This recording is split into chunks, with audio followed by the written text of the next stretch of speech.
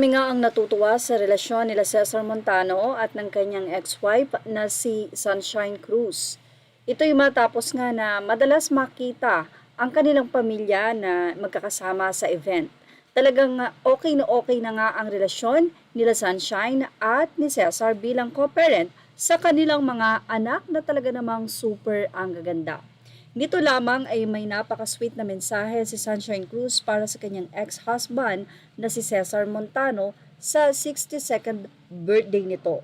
Narito ang naging pahayag ni Sunshine Cruz na posted pa sa kanyang IG story kung saan ay binati niya nga si Cesar Montano sa kaarawan nito at mukhang mayroon nga silang happenings or celebration soon.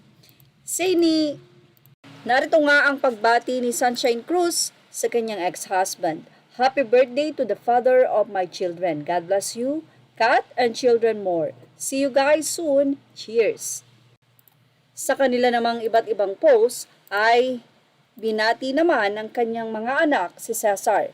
Binati nila Cheska, Sam, at Angela ang kanilang daddy Cesar na kung saan ay makikitang mahal na mahal nga ng tatlong anak ang kanilang ama.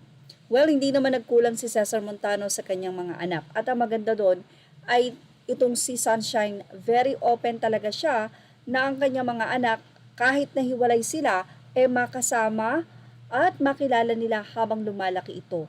Yun yung naging magandang relasyon nila Sunshine. Sabi nga ni Sunshine, sobrang napakasarap sa pakiramdam nung naging maayos na sila. Actually, may kanya-kanya naman ng buhay, like itong si Cesar ay mayroon ng kinakasama na okay naman din dahil mahal na mahal din naman ng kanyang kinakasama ang mga anak nito, tatlo.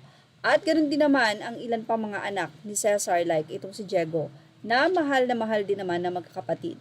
Anyway, kahit hiwalay na nga ay parang isang pamilya pa rin ang dating mag-asawa na sina Sunshine Cruz at Cesar Montano.